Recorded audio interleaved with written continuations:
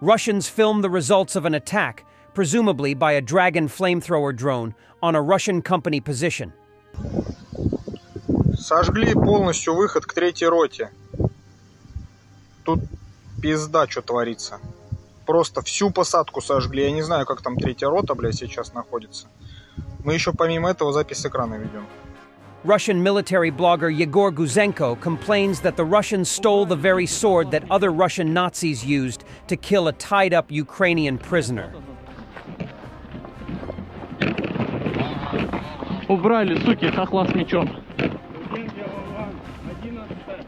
Нет, вот он. Да-да-да, вытащили, суки, меч. Мародеры, блядь. Пошли. Head of the Center for Countering Disinformation of Ukraine, Andriy Kovalenko, commented on Russia's statement about the increase in the production of Shaheds.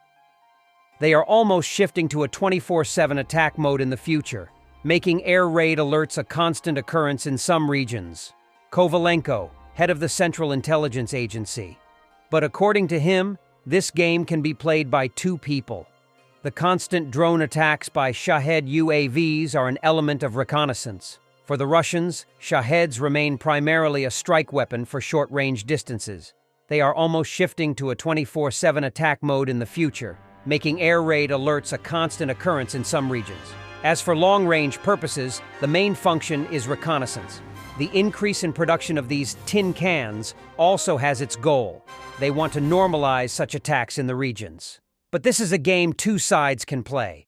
Unlike us, Russian air defense systems have a more limited, point-specific nature and cannot fully cover all of Russia from UAV attacks. The increase in the intensity of attacks in general will lead to more frequent failures of Russian air defense systems, as seen in the case of Toropets. Another video from the huge explosion of the ammunition depot in Toropets, recorded from the Russian side.